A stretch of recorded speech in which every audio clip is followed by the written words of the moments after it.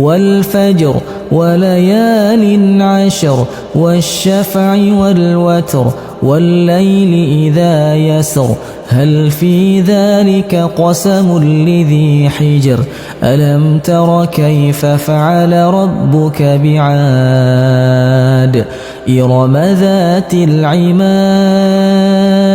التي لم يخلق مثلها في البلاد وثمود الذين جابوا الصخر بالواد وفرعون ذي الأوتاد الذين طغوا في البلاد فأكثروا فيها الفساد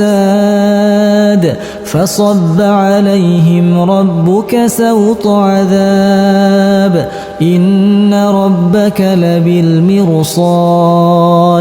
فأما الإنسان إذا ما ابتلاه ربه فأكرمه ونعمه فيقول ربي أكرمن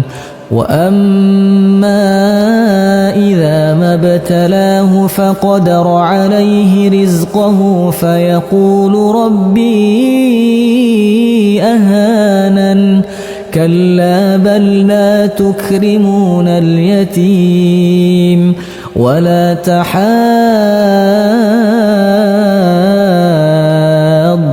على طعام المسكين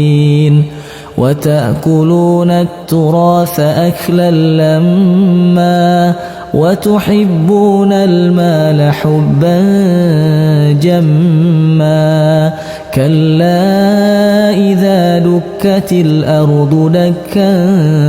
دكا وجاء ربك والملك صفا صفا وجيء يومئذ بجهنم يومئذ يتذكر الإنسان وأنى له الذكرى يقول يا ليتني قدمت لحياتي فيومئذ لا يعذب عذابه أحد ولا يوثق وثاقه أحد يا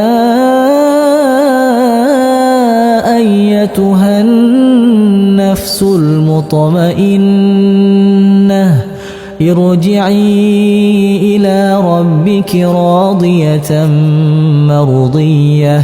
فادخلي في عبادي وادخلي جنتي.